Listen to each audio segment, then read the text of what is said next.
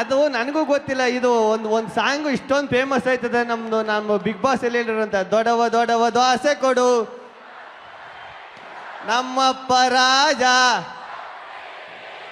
ಸಾರ್ಗಾಕೋ ಸೊಪ್ಪು. ಇಷ್ಟೊಂದು ಚಿಕ್ಕ ಚಿಕ್ಕ ಮಕ್ಕಳು ಬಾಯಲ್ಲೂ ಅದು ಬರ್ತದೆ. ಚಿಕ್ಕ ಚಿಕ್ಕ ಮಕ್ಕಳು ಅದು ಆಡ್ತಾರೆ, ರೀಲ್ಸ್ ಮಾಡ್ತಾರೆ. ಚಿಕ್ಕವರಿಂದ ಹಿಡಿದು ದೊಡ್ಡವ್ರವರೆಗೂ ಇಷ್ಟೊಂದು ಪ್ರೀತಿಸ್ತಾರೆ, ಇಷ್ಟೊಂದು ಪ್ರೋತ್ಸಾಹ ಮಾಡ್ತಾರೆ ಅಂತ ಸತ್ಯವಾಗ್ಲೂ ಅನ್ಕೊಂಡಿರಲ್ಲ. ಎಲ್ಲ ಸ್ಟೇಜ್ ಮೇಲೆ ಒಂದು ಯಾವಾಗಲೂ ಹೇಳ್ತಾ ಇರ್ತೀನಿ, ನಾನು ಹೆಣ ಬೀಳೋವರೆಗೂ ಈ ಋಣ ಮರೆಯೋಕ್ಕಾಗಲ್ಲ ಅಂತ. ನನಗೂ ಸತ್ಯವಾಗ್ಲೂ ಗೊತ್ತೇ ಇರಲಿಲ್ಲ ಇದೆಲ್ಲ ಆಯ್ತದೆ. ಅದು ಇನ್ನೂ ಕನಸ್ತರನೇ ಫೀಲ್ ಆಯ್ತದೆ. ಅಯ್ಯೋ ಇದು ನಿಜನ ಸುಳ್ಳ ಆ ಥರನೇ ಅನ್ನಿಸ್ತಾ ಇದೆ ಸತ್ಯವಾಗ್ಲೂ ನನಗೆ. ಕೊನೆದಾಗ ಒಂದು ಡೈಲಾಗ್ ಹೇಳ್ಬಿಡ್ತೀನಿ, ನಮ್ಮ ಗಂಡು ಮಕ್ಳ ಬಗ್ಗೆ ಎಲ್ಲೋದ್ರೂ ಹೇಳ್ತಾ ಇರ್ತೀನಿ. ಹೇಳ ಬ್ಯಾಡವಾ?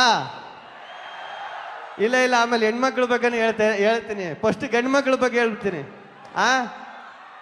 ಇಲ್ಲ ಫಸ್ಟ್ ಗಂಡು ಮಕ್ಳ ಬಗ್ಗೆ ಹೇಳ್ಬಿಡ್ತೀನಿ, ಆಮೇಲೆ ಹೆಣ್ಮಕ್ಳ ಬಗ್ಗೆ ಹೇಳ್ತೀನಿ.